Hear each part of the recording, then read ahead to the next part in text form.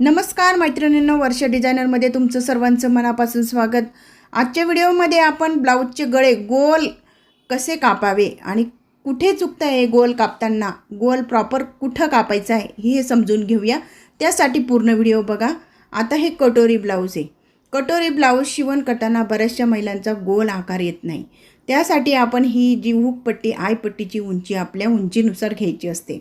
त्या उंचीनुसार आपण मोजून घेतल्यानंतर इथं आपण गोल देणार आहे।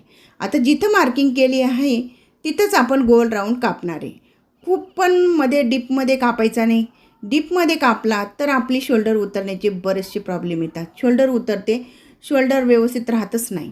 यासाठी ब्लाऊजचे गळे याच पद्धतीने कापा। आता दुसरी बाजूसुद्धा एकमेकावर ठेवून घेतली आहे।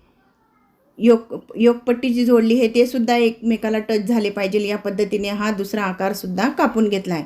आकार कापताना खूप म्हणजे फाकलेला आकार कापू नका। जर ब्लाऊज घालताना आपली शोल्डर त्यामुळेच उतरते, बाकी दुसऱ्या कारणामुळे उतरतच नाही। आता एकमेकावर ठेवून घेतले, आपला गोल आकार आला की नाही हे चेक करायचं आहे।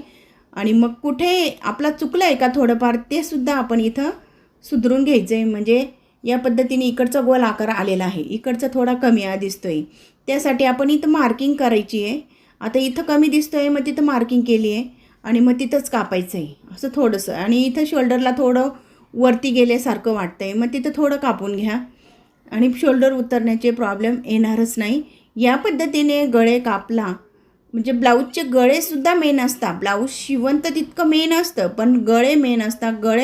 ब्लाऊजचे गळे व्यवस्थित असले तर आपलं ब्लाऊज व्यवस्थित बसतं। हे नक्की समजून घ्या। तुम्हाला व्हिडिओ कसा वाटला नक्की कळवा।